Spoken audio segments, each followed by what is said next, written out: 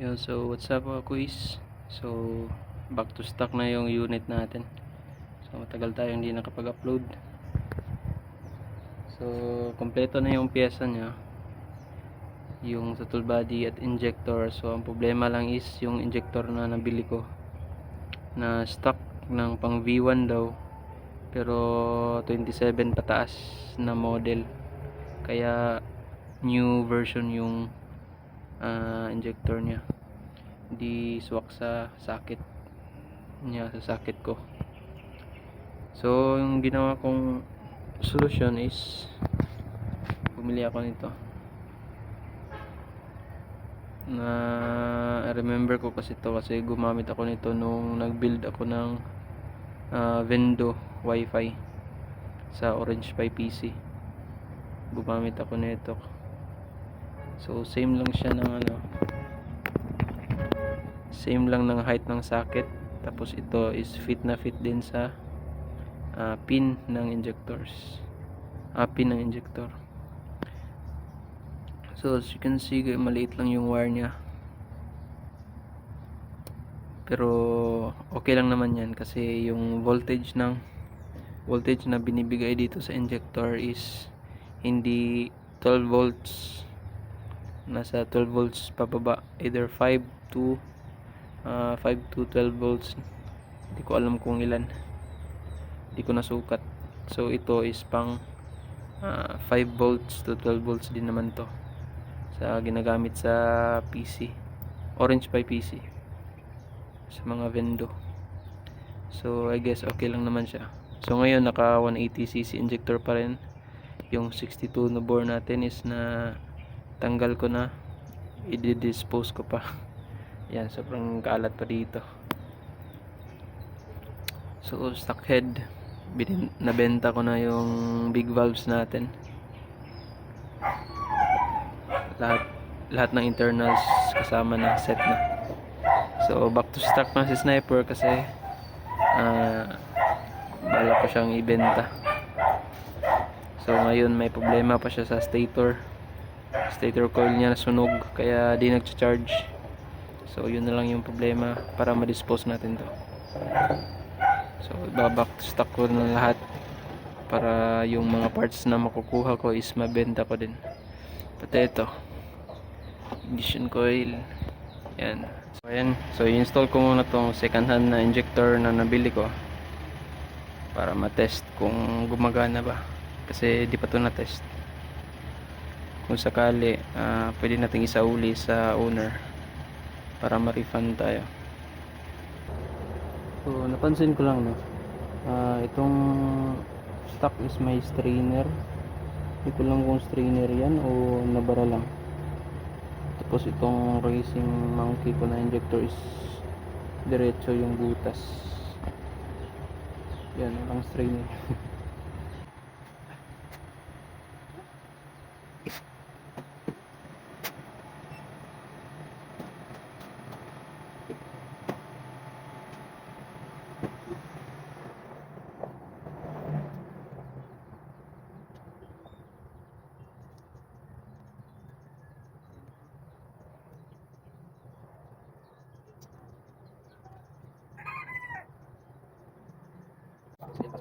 Pas na yung pin.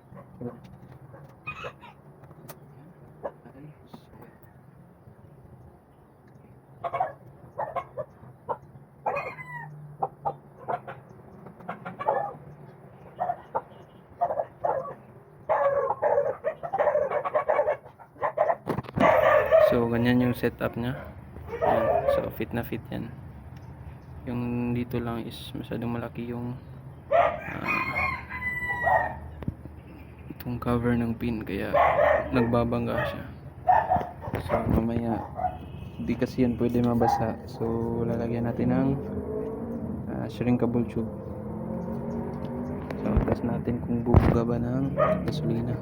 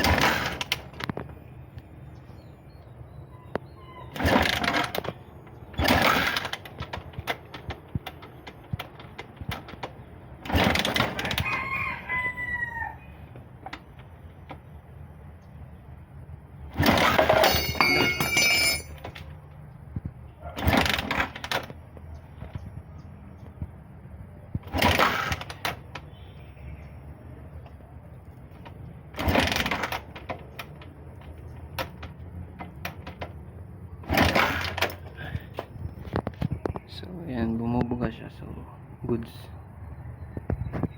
Wala kasi tayong starter kaya di natin ma-start. So, kita naman siguro sa camera yan. So, ikakabit ko muna. Ayan, so nilagyan ko siya ng cable tie para di maghiwalay. Ayan, goods.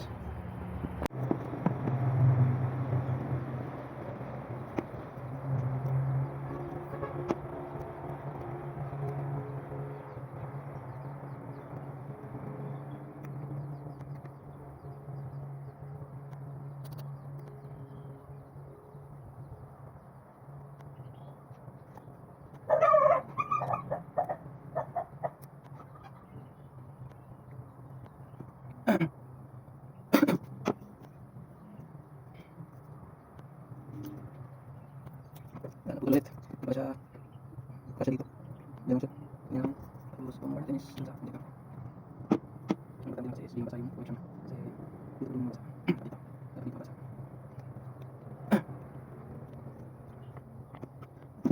sebelum saya atas ano ba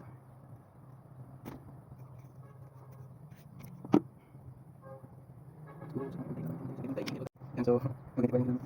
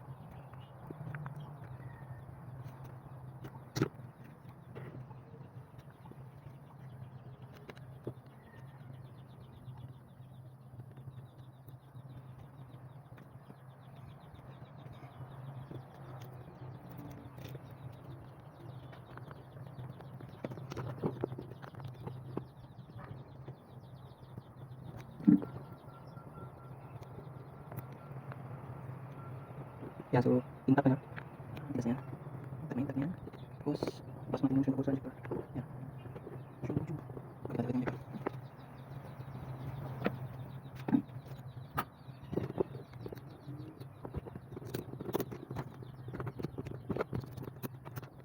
ay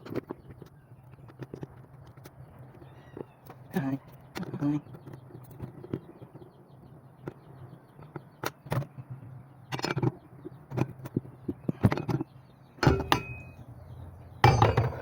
tayo natin pag-dari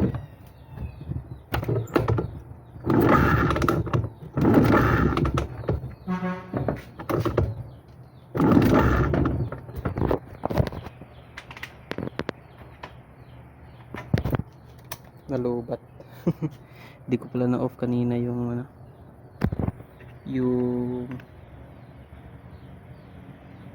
patawag yan yung susi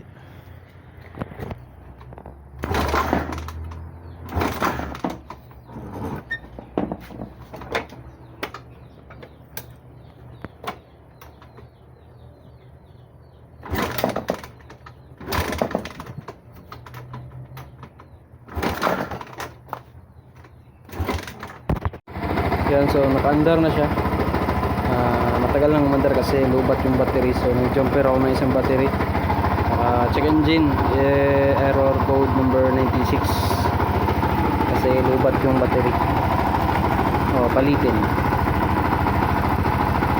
so hindi ko pa siya na seal hindi ko pa siya na shrink pina-under ko muna para malinis yung injector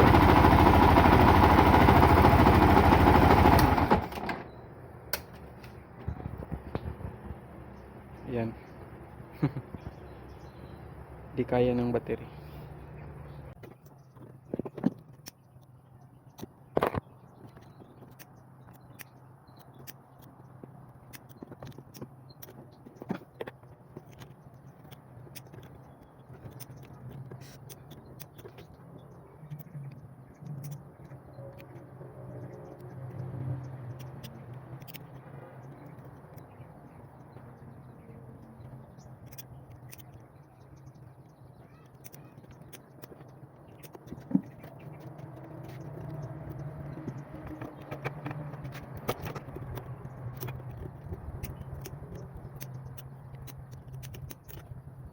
So, I guess ganyan. Initin yung makina kaya pupusayin mo shrink.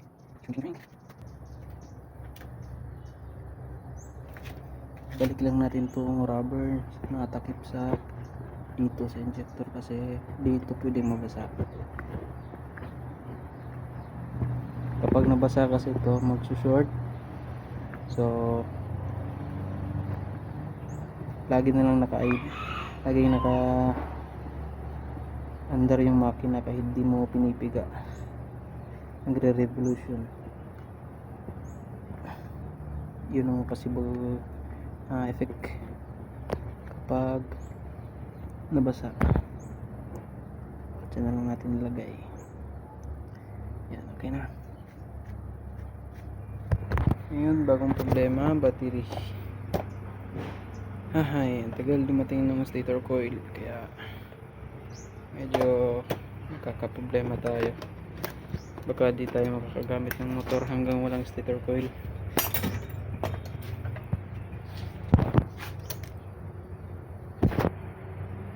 Di talaga kaya.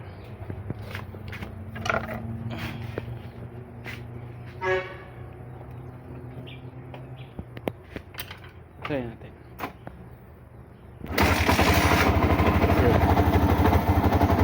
Papa-idle lang natin para kahit pa paano maka-charge siya ng konti.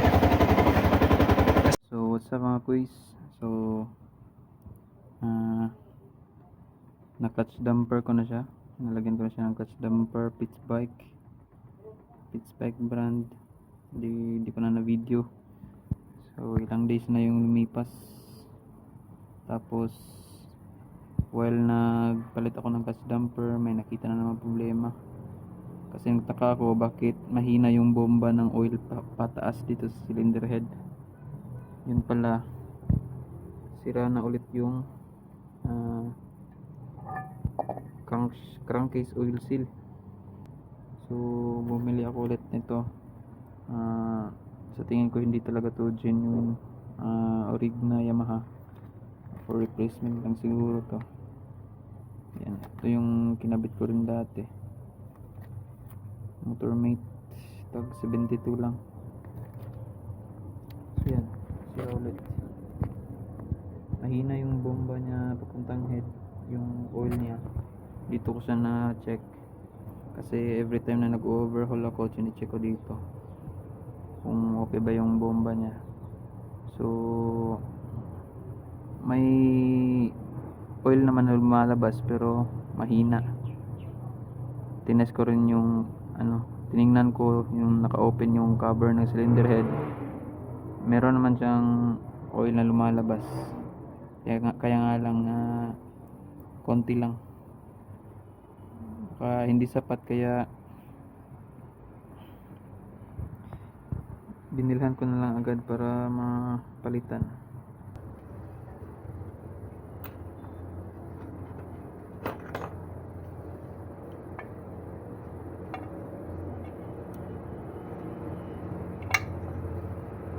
Yan, so sisikwatin nyo lang kasi nabungi na yung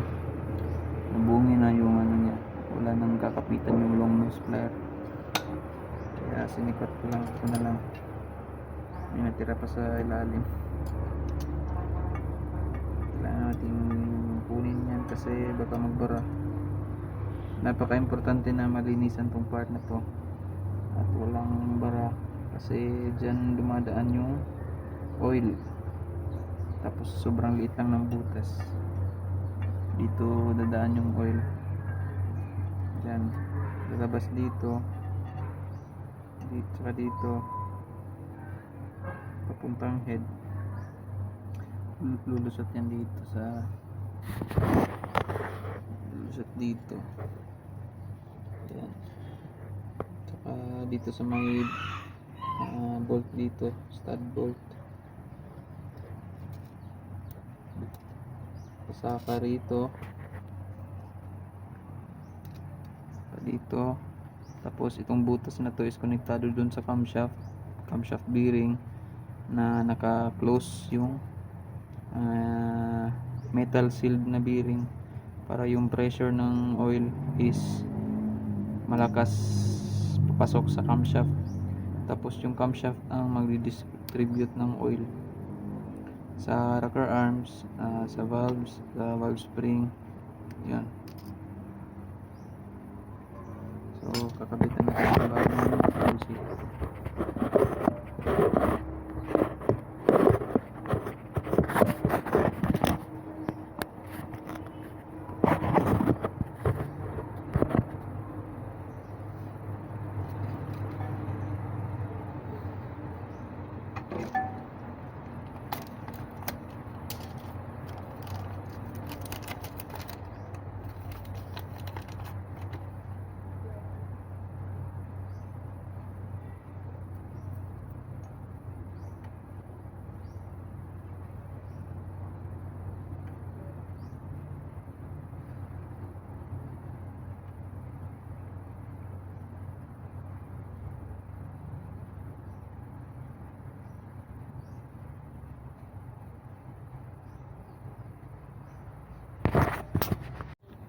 So yung orientation niya is nasa labas yung spring.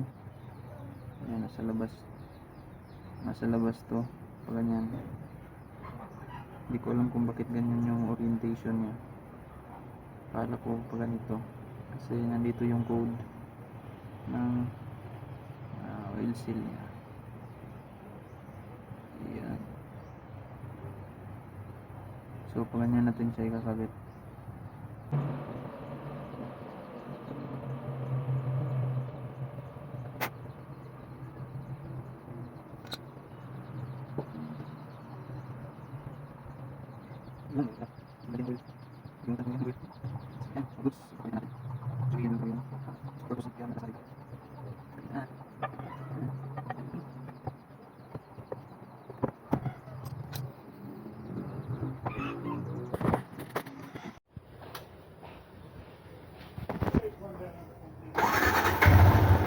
So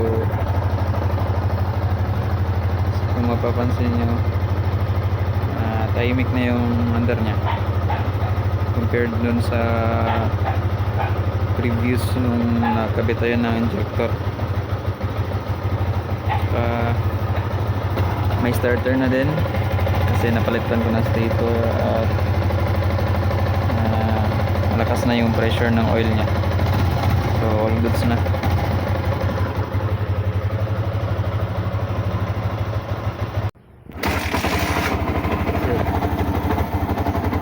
Papa-idle lang natin para kahit pa paano maka-charge siya ng konti.